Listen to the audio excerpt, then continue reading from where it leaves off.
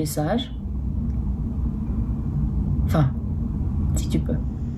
J'ai ouvert un compte en banque à mon nom, sans avoir conscience d'appartenir à la première génération de femmes à pouvoir le faire, sans père ni mari. Savoir ce que l'on est et savoir ce dont on a besoin, afin que notre moteur, notre centre, notre rêve ne puisse plus jamais être cassé, paralysé, mutilé, invisible ou honteux. La femme qui dirigeait l'atelier a vu que j'étais comme une démente, transpirant et respirant bruyamment. Elle s'est approchée et je lui ai dit «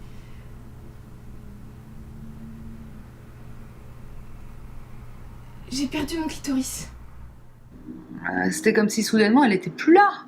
Il était un peu effrayé, je pense, mais fidèle à sa nature, il accepta et finit même par l'appeler par son nom. La petite chose est-elle là? Est-elle prête? Je hurle, je donne des coups de pied. J'essaie de le repousser, mais hélas, il est déjà dedans. Quand je lui raconte ce que Edgar m'a fait, elle se met à me crier dessus et me dit de ne plus jamais laisser quelqu'un me toucher là. C'est comme s'il m'avait cassée tout entière. Et c'est là que j'ai rencontré Bob. Il ne partageait jamais ses sentiments profonds. Au moins, il n'avait pas de problème, ne se posait pas de grandes questions.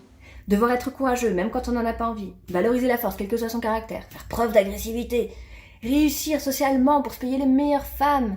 Craindre son homosexualité. Parce qu'un homme, un vrai, ne doit pas être pénétré, hein. Ce n'est pas parce que je n'aimais pas les hommes que je désirais les femmes, hein.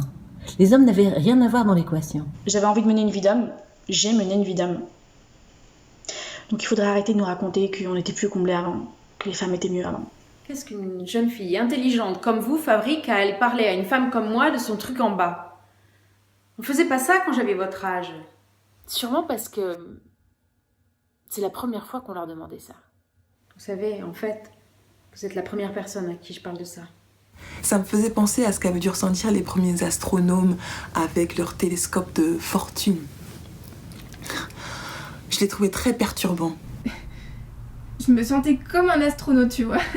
Un astronaute faisant sa rentrée dans l'atmosphère terrestre. Et ça me semblait tellement réducteur et incommode de le regarder. Au début, les femmes rechignaient à parler, elles étaient un peu timides. Mais une fois lancées, plus rien ne pouvait les arrêter.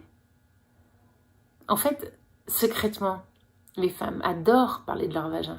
Papa a appelé déjà le médecin en charge et ils peuvent me recevoir. Tout ira bien. Nous n'avons pas le choix. Je t'aime.